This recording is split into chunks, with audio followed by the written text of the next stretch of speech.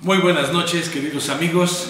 Bienvenidos al estudio de Pepe Ávila, un espacio para estudiar las Escrituras y de una manera simple, sencilla y sin una connotación religiosa, encontrar la verdad que debemos aplicar en nuestro diario vivir. Sean bienvenidos. En esta ocasión vamos a contemplar una parábola que tiene también mucha importancia después de las que vimos del sembrador, del trigo y la cizaña.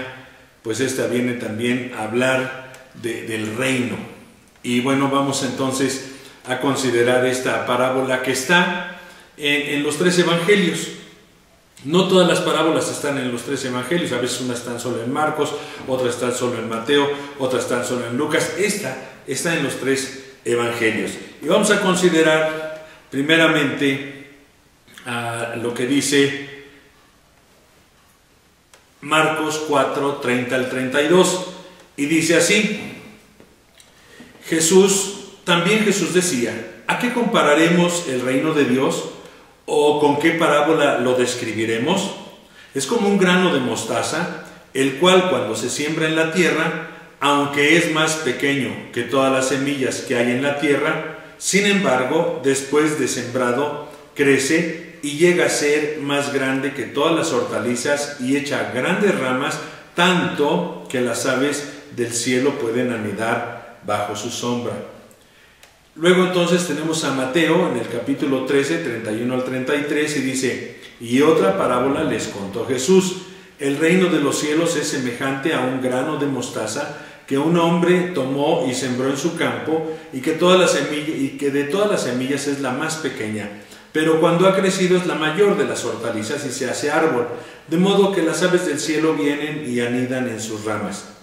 Les dijo otra parábola: el reino de los cielos es semejante a la levadura que una mujer tomó y escondió en 3 medidas, 39 litros, de harina, hasta que todo quedó fermentado. Luego tenemos a Lucas, que también en el capítulo 13, versos 18 al 21, dice: entonces Jesús decía: ¿a qué es semejante el reino de Dios y con qué lo compararé? Es semejante a un grano de mostaza que un hombre tomó y echó en su huerto, y creció y se hizo árbol, y las aves del cielo anidaron en sus ramas. Y volvió a decir: ¿a qué compararé el reino de Dios? Es semejante a la levadura que una mujer tomó y escondió en 3 medidas, cada medida 39 litros, de harina, hasta que todo quedó fermentado. Así que aquí tenemos esta parábola. Si ustedes se fijan, Marcos no nos dice nada sobre no junta esta parábola con la de la levadura, pero Mateo y Lucas sí la juntan, la hacen como una unidad, ¿verdad? Aunque sean 2 parábolas. Bueno, lo importante aquí es hacer algunas consideraciones, porque a veces nosotros repetimos cosas sin que pensemos en ellas, sin que las estudiemos. Digamos, dice que la semilla de mostaza es la semilla más pequeña. Bueno, eso no es totalmente cierto. Bueno, en realidad no es cierto, porque uno puede tener, yo aquí lo vi y puse, no pueden ustedes ver la presentación, pero aquí en la presentación puse en 2 cucharas, por un lado las semillas de mostaza, y por otro lado las semillas, en este caso, de orégano.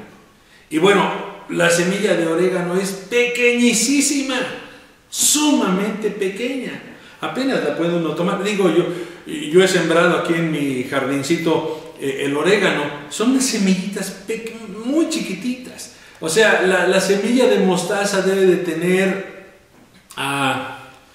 10 o 20 veces más tamaño que la semilla del orégano. Así que, entonces, ¿qué? ¿Jesús nos está mintiendo? ¿O Jesús nos está diciendo una cosa que no es? ¿Por qué dijo eso? ¿Por qué dice así la Biblia que la semilla de mostaza es la más pequeña? ¿Por qué? ¿Es una mentira? ¿Qué es? Bueno, yo creo que más bien Él está tratando de decirnos que el reino comienza con un pequeño comienzo, ¿verdad? Y bueno, él se valió de esta ilustración, ¿verdad? Porque en el oriente la pequeñez de la semilla de mostaza era proverbial, es decir, no solo Jesús hablaba de eso, sino ya otras personas habían usado la semilla de mostaza como algo con que explicar algo pequeño. Y por eso llegó a ser algo proverbial, de tal manera que cuando querían ejemplificar algo pequeño, pues usaban la semilla de mostaza, ¿verdad? Y entonces, bueno, Jesús usó esta frase en este sentido proverbial, ¿verdad? Refiriéndose, por supuesto, a que su reino tiene un comienzo pequeño, o así parece, ¿verdad? En realidad, Dios no está interesado tanto como nosotros los humanos en la gente, que haya muchísima gente, ¿no? Nosotros lo vemos que realmente era poca gente la que le seguía. Y es importante saber y darnos cuenta que él no se desesperaba y que él no decía, no, pues no tengo éxito, todos me atacan y tengo muy poquitos discípulos. Acuérdense que cuando él ascendió, sus discípulos eran 120 discípulos, que entre hombres, mujeres, ¿no? Que les pidió que se quedaran ahí en Jerusalén y que esperaran hasta que viniera el Espíritu Santo. Así que, bueno, realmente él no se preocupaba mucho por si habían poquitos en ese entonces. Pero fíjense, de esos 120 después llegaron a ser 3,000 personas que se juntaban en casas y todo eso. Es decir, aunque haya un comienzo pequeñito, pero su crecimiento es abundante. El reino crece de manera abundante. Y eso es importante saberlo y entenderlo. Así que ahí tenemos esa parte, ¿no? Luego, entonces, tenemos propiamente, pues, el crecimiento. La semilla de mostaza crece haciéndose un arbusto que puede llegar a sobrepasar los 3 metros. Muy parecido a un árbol, pero los árboles son más grandes y bla, bla, bla. Con esto se destaca el crecimiento del reino, que de lo menos llega a lo más. Así que nuevamente yo veo a Jesús dándonos ánimo, alentándonos para que continuemos, aunque nuestros esfuerzos parezcan pequeños, aunque los resultados parezcan pequeños, porque en todo caso, en el reino de Dios, el crecimiento no es una cuestión humana. Nosotros no le damos crecimiento al reino de Dios. Es Dios el que le da crecimiento a su reino. Eso es muy importante destacarlo. Así que, pensando en eso, pues vemos que Jesús está tratando de veras animarnos para que continuemos con nuestros esfuerzos de alcanzar a otros, de extender el reino de Dios con la predicación del Evangelio, por supuesto. Y que aunque muchas veces te rechacen o me rechacen o nos rechacen, seguir adelante y saber que esto es obra de Dios y que el crecimiento lo va a dar Él. No es cosa tuya ni mía, pero es de Él y Él va a dar ese crecimiento. Dice la primera de Corintios, capítulo 3, verso 7, así que ni el que planta ni el que riega es algo, sino Dios que da el crecimiento. ¿Ya viste? O sea, no depende de nosotros, es Dios el que da crecimiento a su reino. De nosotros depende que nosotros seamos obedientes y que seamos un instrumento en las manos del Señor. Eso es lo mejor que puede suceder. Y dejar de preocuparnos por la cantidad y por los resultados y porque quisiéramos. A veces hay ministerios que son, digamos, muy tranquilos, no se ve casi nada. Otros ministerios son como que se ven mucho, vaya. Pero en ambos casos es el reino de Dios. No puedo decir, no, es que ese es mejor que este, o ese tiene mejores resultados que este. No creo que sea así. El Señor dijo, donde estén 2 o 3 reunidos en mi nombre, ahí estoy yo en medio de ellos. Así que desde que haya 2 o 3 que se reúnen en el nombre del Señor, pues ahí está el Señor. Y si hay 1000, pues que bien, si hay 100,000, pues igual. ¿verdad? Y bueno, ese es el punto. No es obra humana, y hay que entenderlo así. Es Dios el que da el crecimiento. No es cuestión de estrategias. A veces las personas hablan como si fueran las estrategias de ellos los que han llevado a derivar, han llegado a derivar en un montón de gente que se reúne. Pero no es eso. No es eso. El reino de Dios no es humano. Es divino. Y es obra de Él. Ahora, el reino de Dios es incluyente. El reino de Dios incluye las diferentes formas de alabarlo, las diferentes formas de creer, las diferentes experiencias, los diferentes tipos de personas y las diferentes clases sociales. Jesús es muy probable que dijera esta parábola en función de que vinieron los discípulos de Juan el Bautista y le preguntaron allí abiertamente, bueno, ¿eres tú el Mesías o tenemos que esperar a otro? Porque pues, obviamente ellos no sabían y Juan el Bautista los mandó a preguntar. Pero esa pregunta, ¿me entiendes? Es como una duda, ¿no? Es como decir, no, pues quién sabe, ¿verdad?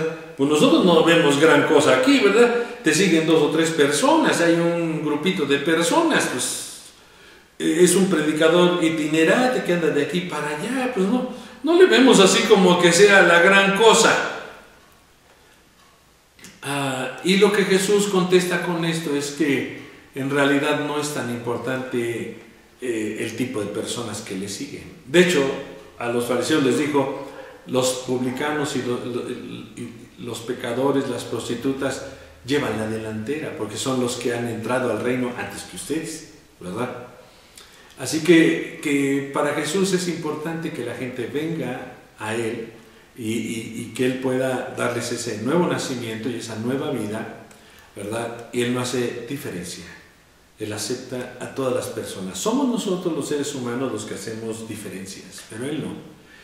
Él no hace acepción de personas. Él no hace acepción de... El mismo, como dice el apóstol Pablo, el mismo que hizo por Pedro, hizo por mí. Y a Pedro lo mandó a hablarle a los judíos y a mí me mandó a hablarle a los gentiles. Cada quien tenía su importancia y su trabajo para hacer en el reino de los cielos. Es muy importante hacer estas consideraciones. El Salmo 67:2 dice, para que sea conocido en la tierra tu camino, entre todas las naciones tu salvación. Por eso el reino de Dios es incluyente, porque acepta a todas las personas y porque Dios tiene un interés de alcanzar a todo el mundo con el Evangelio. Esa es la verdad, así es. Y tú y yo somos herramientas para hacer ese trabajo. Somos utensilios en las manos de Dios. Ahora, también entonces tenemos el reino de Dios en las naciones.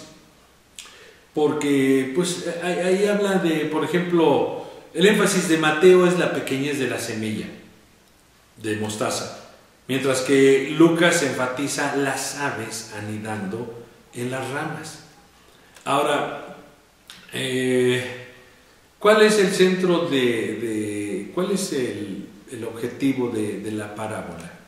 Bueno, por un lado, sí es en todo caso el comienzo del reino, que comienza de manera que no se ve, que no se nota probablemente, pero que va creciendo y va creciendo y va siendo cada vez más visto, pues.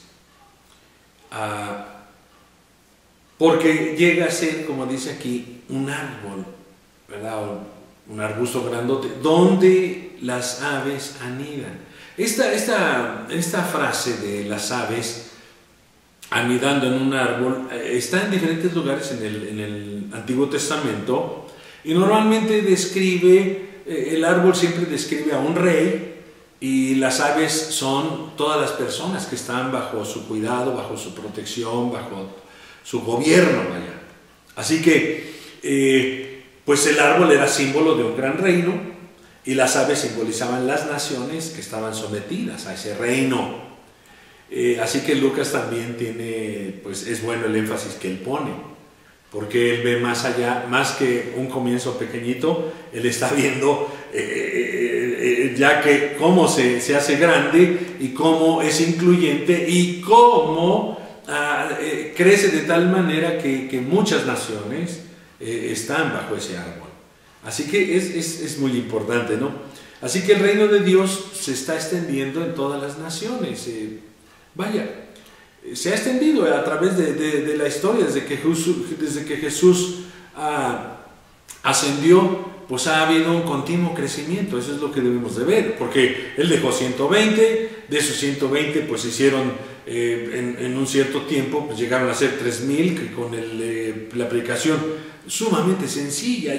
Cuando yo veo esa predicación de Pedro, digo, bueno, ¿qué les dijo que fuera tan maravilloso como para que se convirtieran tantos? Ese no es lo maravilloso que Él dijo. Es que Él al dejarse usar, al entender que era un instrumento, Él dijo lo que tenía a su alcance. Lo demás fue obra de Dios, tocando los corazones y llegando ahí. Era el reino extendiéndose a esas personas. Así que dice que ese día 3000 almas, 3000 personas fueron salvas, ¿no? Y bueno, ya empezamos a ver el desarrollo y el crecimiento. No sé cómo muchas gentes lo puedan ver, ¿verdad? Yo veo mucha gente que habla del avivamiento, ¿no? Y dicen que el avivamiento y que hay canciones del avivamiento y que hay predicados del avivamiento. Y bueno, he visto eso. Pero eso me suena a como que todo estaba muerto hasta que ellos llegaron y empezó el avivamiento. Lo cual me parece que no es exactamente lo correcto. Porque sinceramente, desde esos 120 que Jesús dejó, ha venido creciendo y creciendo y extendiéndose el reino. Y eso podríamos decir que ese es un avivamiento. Que en algunos puntos en la historia se veía más, en otros momentos de la historia pues parecía que no había nada. Parecía que puras tinieblas, como en el tiempo que le llaman tiempo del oscurantismo. Y de repente parece que otra vez. Pero yo puedo ver que es un avivamiento constante. El avivamiento, dice Francis Schaeffer, debe de tener reforma. No es una cuestión de emocionalismo. Debe haber reforma en las vidas para que haya avivamiento y debe estar el Espíritu Santo presente. Por supuesto que uno tiende a hacer este tipo de cosas y no es correcto. Yo nací de nuevo por ahí por 1974, 1975, por ahí.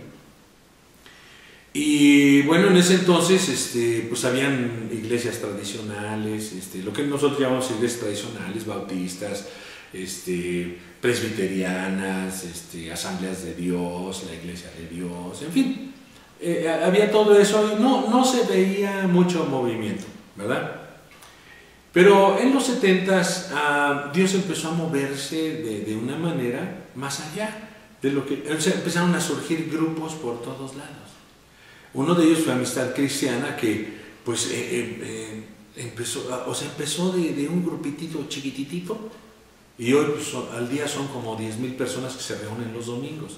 No es el más grande. En Colombia hay grupos grandísimos de cientos de miles a veces. También en Estados Unidos oí de una iglesia bautista con 40,000 miembros, ¿no? Pero antes no se veía nada de eso y de repente empezó a haber como mover que bueno, Dios empezó a hacer una cosa distinta y se salió un poquito de todos los que estaban metidos sin menospreciar eso. O sea, Dios simplemente hizo algo diferente, un movimiento nada más, porque Él quiso hacerlo. No es obra humana, no es obra humana, no es obra humana. Yo puedo ver desde los 70s, desde que yo nací de nuevo, puedo ver que ha ido creciendo la obra, avivándose la obra. Así que no entiendo perfectamente bien cuando las personas dicen, no, es que yo soy del avivamiento. Y digo, pues esto se ha venido avivando desde siempre. Hay que tener a veces cuidado con lo que nosotros hablamos o decimos, porque a veces parece que nosotros somos los que lo estamos haciendo. Es un error terrible, porque no es cosa de nosotros. Así que dijimos, este árbol simboliza a un gran reino.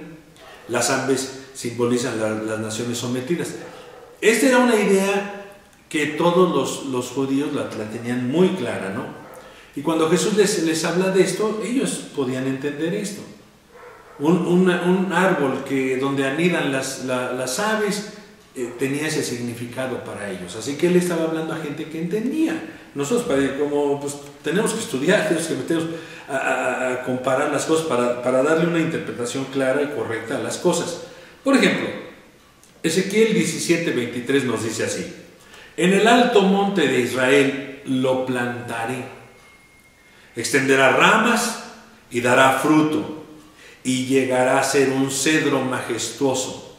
Debajo de él anidarán toda clase de aves, a la sombra de sus ramas anidarán.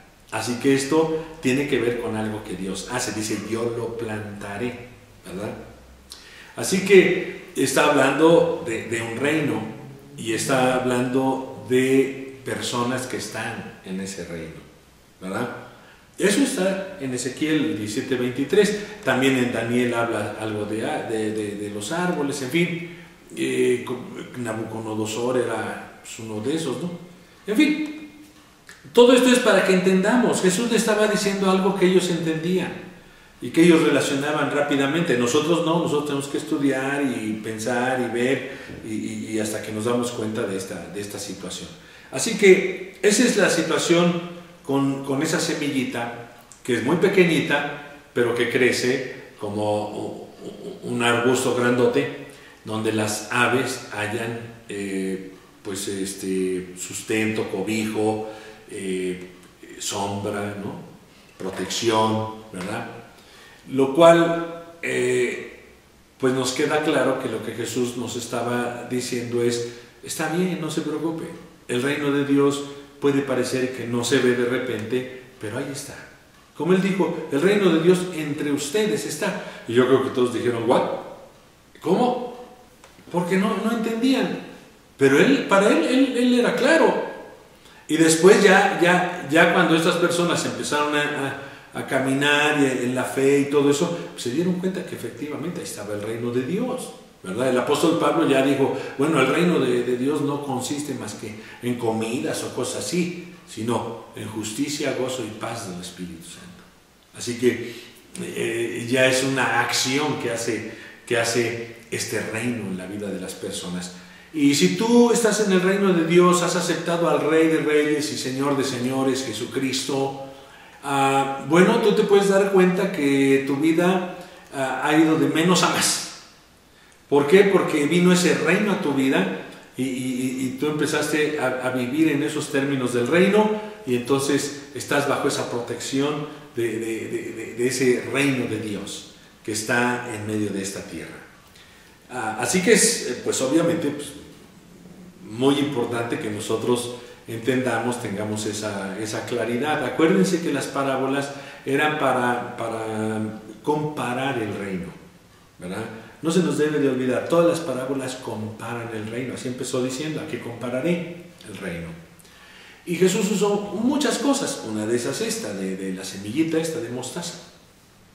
Así que bueno, nos debe de quedar muy claro que hay un comienzo pequeñito, pero que hay un resultado enorme, grande, ¿no? Yo puedo ver desde el tiempo que conocí a Cristo, créanme, volteo hacia atrás y trato de ver más o menos cómo ha ido la cosa. Yo puedo ver que ha ido en progreso toda la cosa, ¿no? Yo puedo ver bendición tras bendición, yo puedo ver a Dios obrando en mi vida, ayudándome cuando he necesitado su ayuda, en fin, sacándome de las situaciones de conflicto, en fin, he visto a Dios obrando, siempre he visto una bendición. No puedo decir, no puedo voltear y decir, no, pues no veo nada. Yo sí veo, desde que conocí a Cristo, por ahí por el 74, 75, que Dios hizo varias cosas en mi vida y puedo ver esa prosperidad. Entiéndase, prosperidad como bienestar general, ¿verdad? Y hemos avanzado en todos los sentidos. En todos los sentidos solo puedo ver que Dios me ha bendecido. Es mi experiencia de 30 y tantos años. Solo puedo hablar de bendición. Veo ese reino creciendo. Veo ese reino que empezó chiquito y que ha crecido, y que va creciendo y crecerá más hasta la culminación de las cosas, cuando el Señor Jesucristo se manifieste plenamente y establezca absolutamente su reino. Ahorita, pues el reino está en todas las naciones, en todos los lugares, en todos los lugares. Hay gente que inclusive hace cosas, por ejemplo, un grupo que se llama Front 242, tiene una canción que se llama Hey Poor, y es una como una burla, ¿no? Pero eso nos hace ver que la gente, aunque no conoce a Cristo, está consciente de que hay cosas que pasan. Y en esa canción dicen: hey pobre, Jesucristo está aquí, Jesús está aquí. Él está aquí para sanar, Él está aquí para restaurar, en fin, ¿no? Pero es como una burla para ellos, inclusive hasta hablan en lenguas y bueno, pero pues, no son ni cristianos. Pero me llama la atención que una de sus canciones tenga ese tema, ¿no? Y que mencionen a Jesús y están tratando de ridiculizar a este tipo de ministros que pues hacen campañas y todo eso, y de sanidad y todo ese rollo, y liberan demoniados y todo ese rollo, ¿no? Yo creo que ellos, esa idea es ridiculizar eso, pero finalmente es ¿por qué se toman la molestia de hablar de esto? Y yo puedo ver que sin que se den cuenta, ellos están hablando del reino de Dios, de algo que Dios hace en la vida de las personas. Pueden quererlo ridiculizar, pero simplemente es Dios obrando y no está tan oculto, puesto que estos que no son cristianos lo ven. Así que cuanto más nosotros que hemos dado nuestra vida a Cristo, bueno, pues podemos tener un comienzo pequeñito, pero vamos avanzando, vamos creciendo, y estamos en esta protección del reino de Dios, somos ciudadanos de este reino, ¿verdad?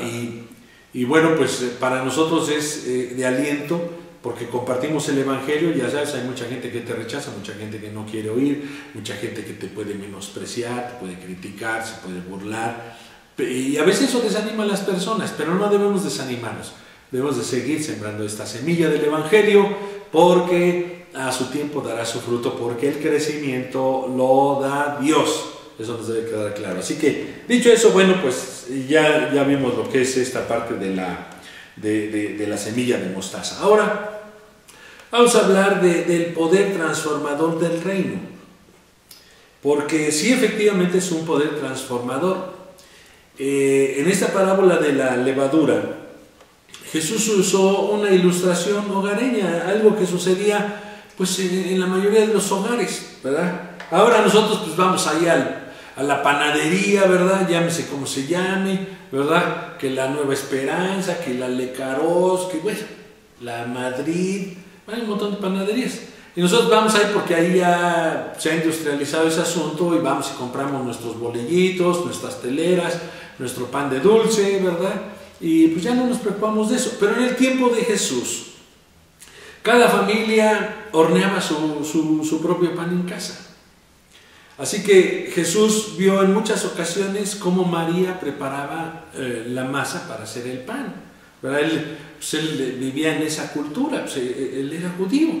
Así que se preparaba esta masa, y la levadura eran pequeños trozos de masa fermentada de la última hornada, que se mezclaban entonces con la masa nueva para que creciera, para que se hiciera así una hogaza como ellos hacían, ¿no?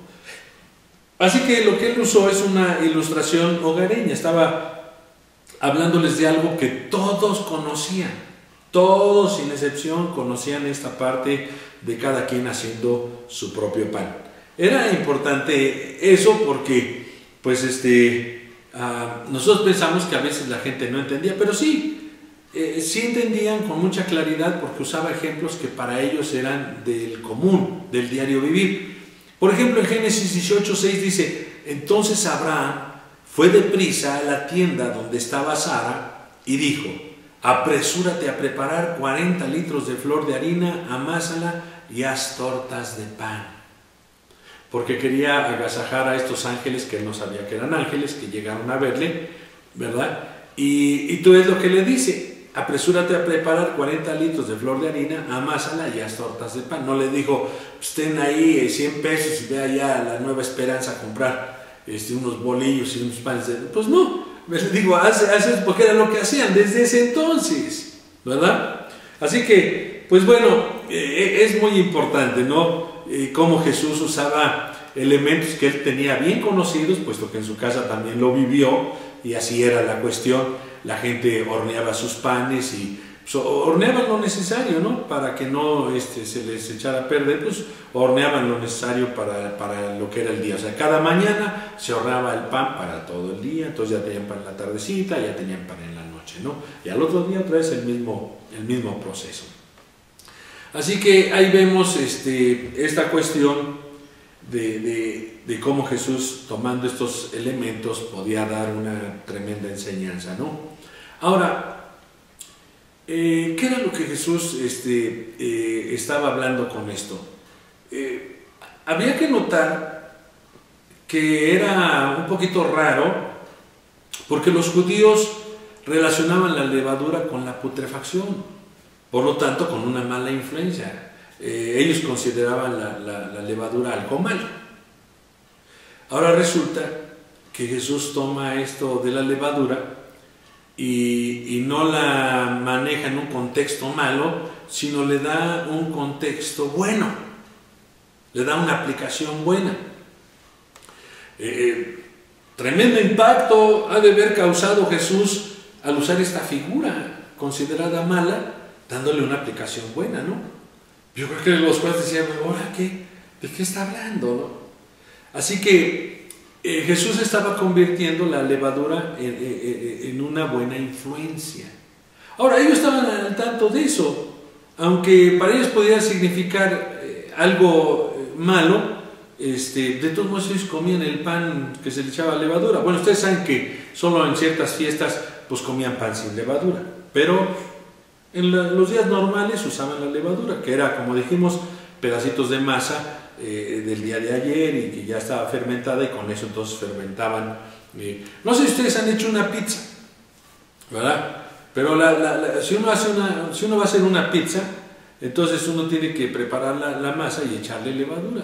Y entonces, ¿qué hace uno? Prepara uno su masa y hace pues, unas bolitas o una bola grandota, según como uno quiera, y entonces uno la pone en un tazón y le pone una cubiertita para protegerla de las corrientes de aire y todo eso, y tiene que dejarla un par de horas, 2-3 horas, porque dobla su tamaño la masa, ¿no? Entonces se infla la masa, ¿verdad? Y eso es pues para que no quede como galleta, ¿no?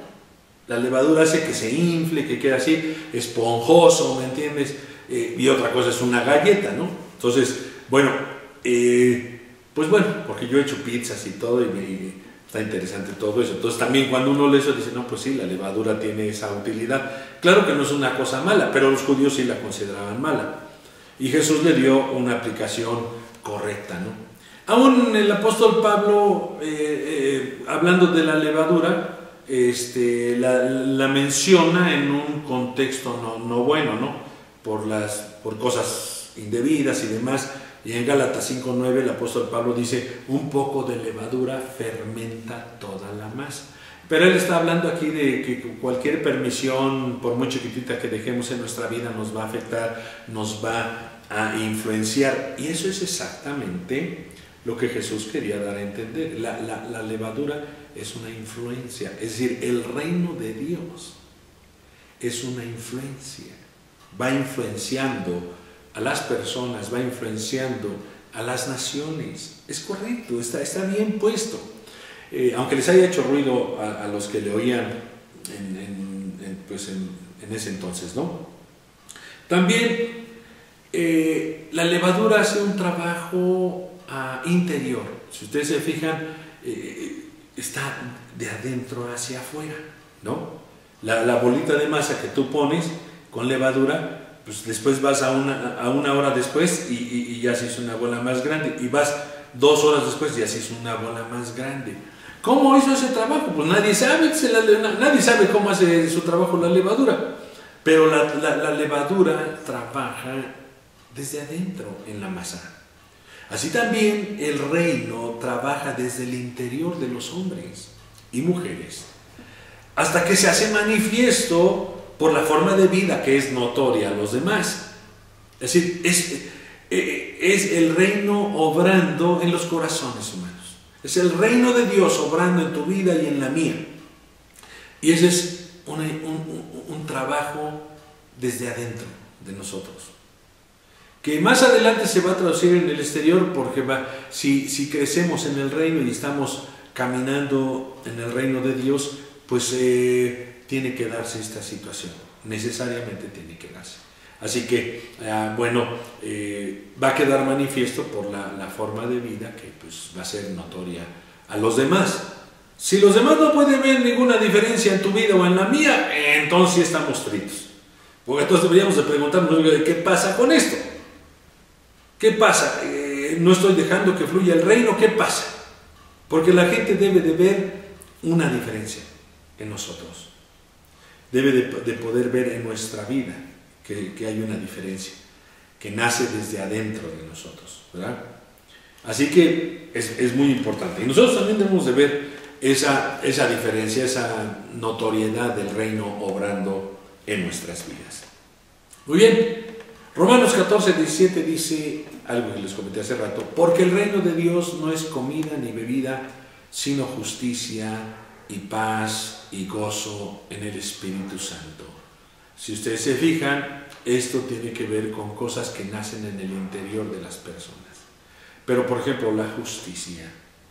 La justicia va a hacer que seamos rectos en nuestro proceder, ¿no? La justicia va a hacer que tratemos rectamente a las demás personas. La justicia va a hacer que seamos rectos en nuestro trabajo, que no tomemos lo que no nos pertenece, que nos dediquemos a trabajar, que nos dediquemos a hacer las cosas. Bueno, aquí en nuestro pueblo, México, ayer oía yo en las noticias una comparación que pues se sintió feo, porque la persona que estaba hablando ahí dijo que un trabajador alemán produce lo mismo que 5 trabajadores mexicanos. O sea, en esa relación, que esos cuates se ponen a trabajar de a de veras, mientras que nosotros andamos buscando pretextos para no trabajar.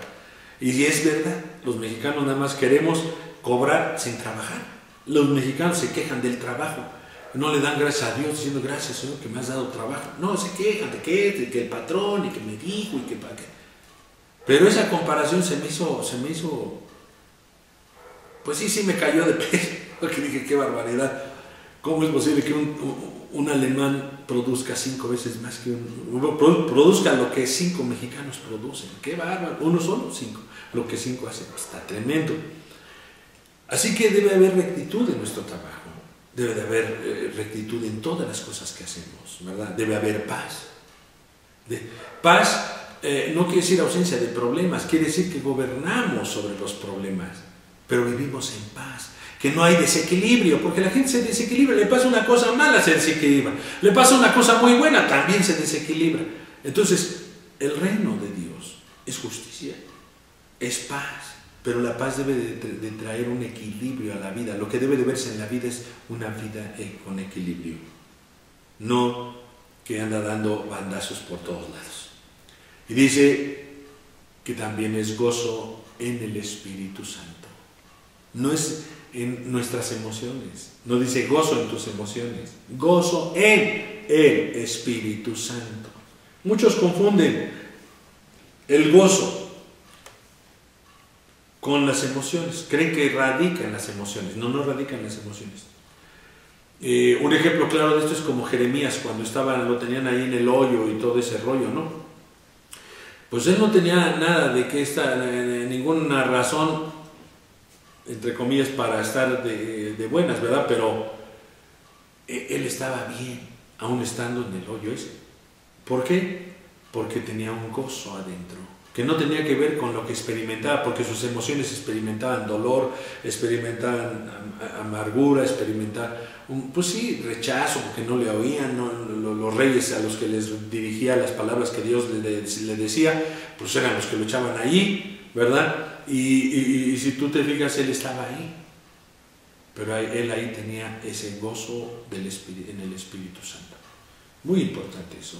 Así que el reino de Dios no es algo externo, es algo interno que produce cosas externas en nosotros, ¿verdad? Muy importante eso. Y también tenemos que considerar dentro de esta parábola de la levadura la transformación.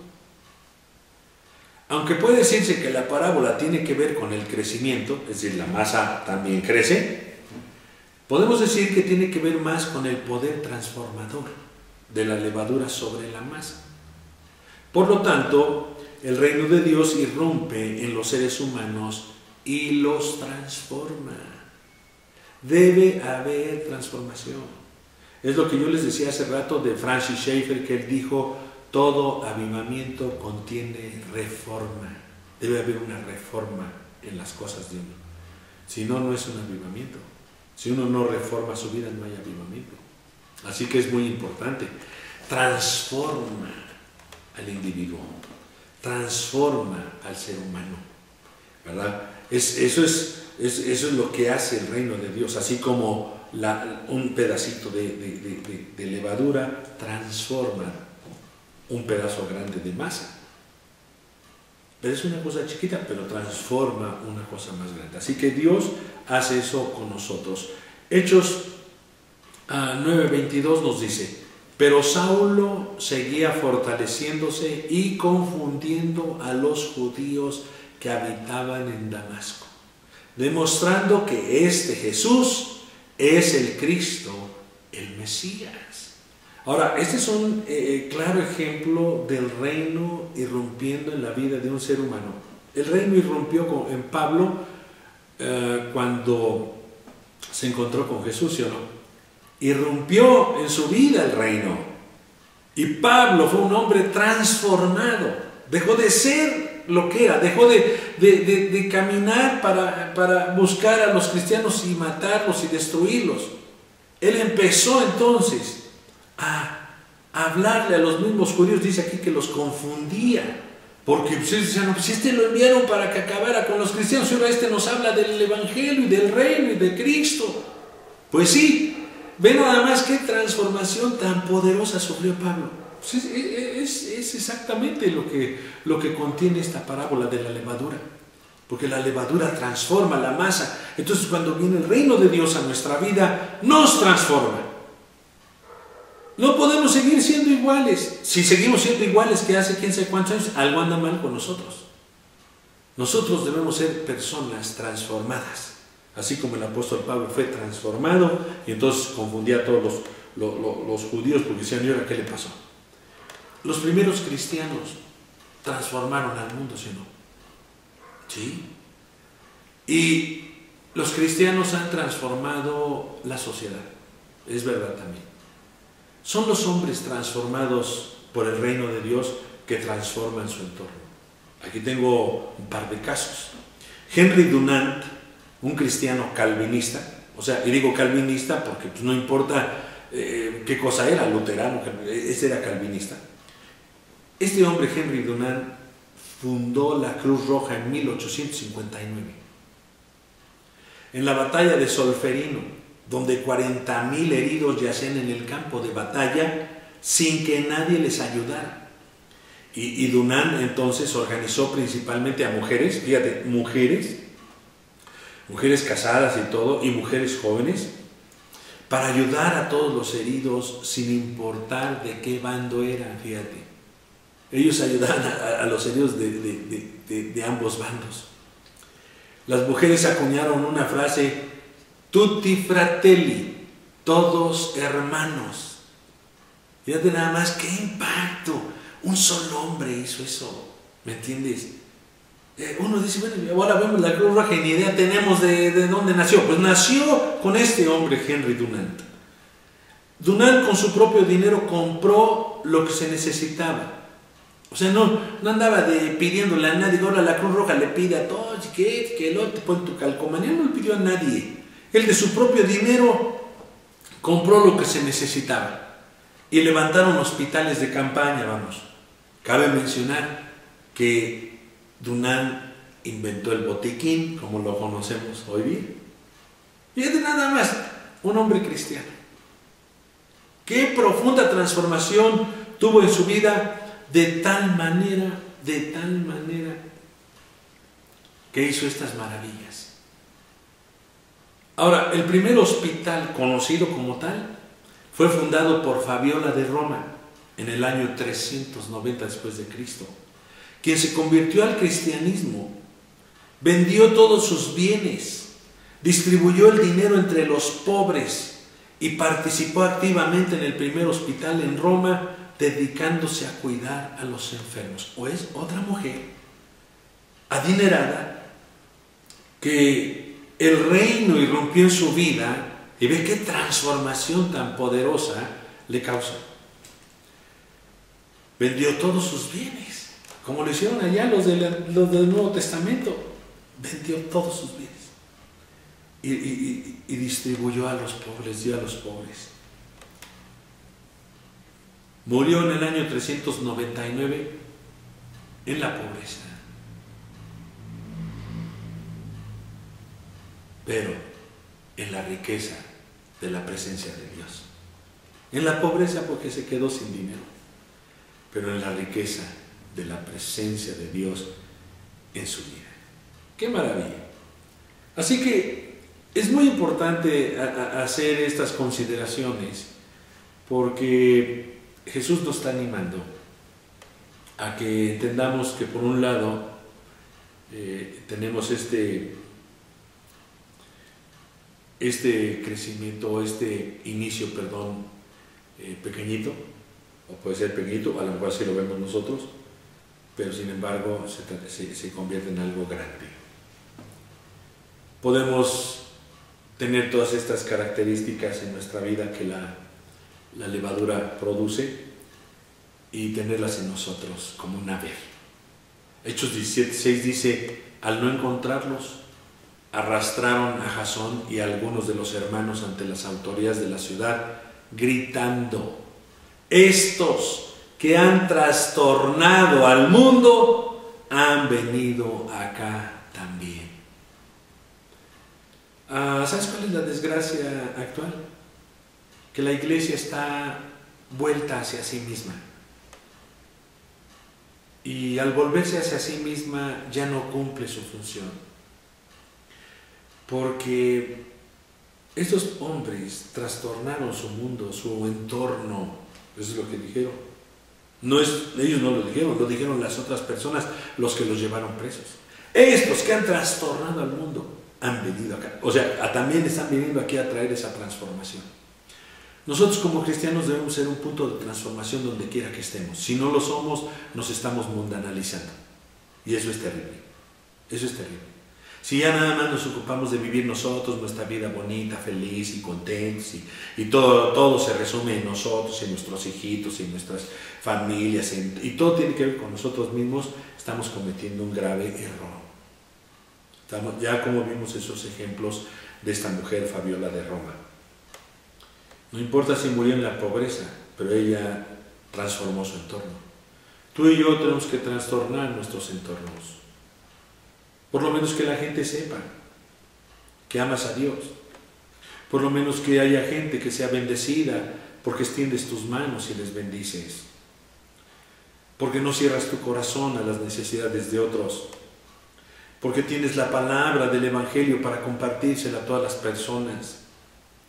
Pero es que no me hacen caso, es que yo no sé cómo. Yo he oído gente así, es que no sé cómo, ya tengo un montón de tiempo que es que son cristianos. Yo digo, ¿cómo no sabes cómo? Pues, compárteles lo que Dios ha hecho contigo, compárteles lo que Dios dice en la Escritura. Eso es suficiente. Dios hace lo demás. Así que, mis queridos amigos, esto es lo que uno tiene que considerar con la palabra. Es muy importante considerar las Escrituras, así como ahorita que estudiamos las parábolas, que a veces no les damos no dejamos que nos hablen lo que nos tienen que hablar, sino que a veces nosotros le inventamos cosas que ni son.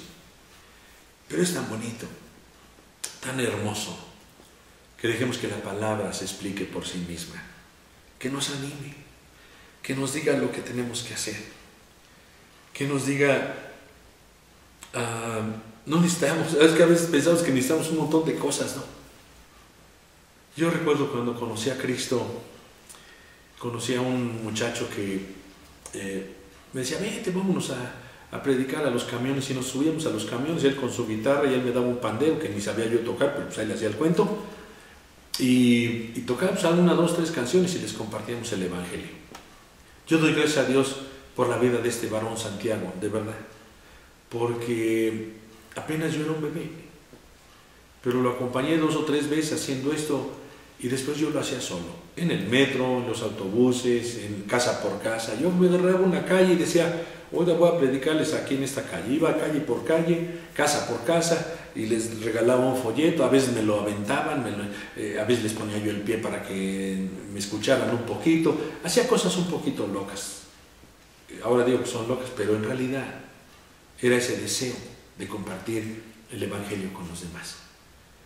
Si hay muchas objeciones, sí, pero pues nosotros tenemos la palabra, nosotros tenemos el Evangelio de la vida. No podemos guardarlo en nuestra vida. Hay tanta gente que necesita a Cristo. Así que, pues vamos a echarle ganas con esto que el Señor nos dijo, que bueno, pues nos anima a que no nos fijemos en si es mucho o poco. Efectivamente, el reino de Dios es poderoso. Y va a ser todo aquello, ¿verdad?, que el Señor ha dispuesto que se ha hecho. Y qué bueno que se haga en tu vida y en la mía. Bueno, pues hasta pronto. Nos vemos la próxima. Que Dios les bendiga.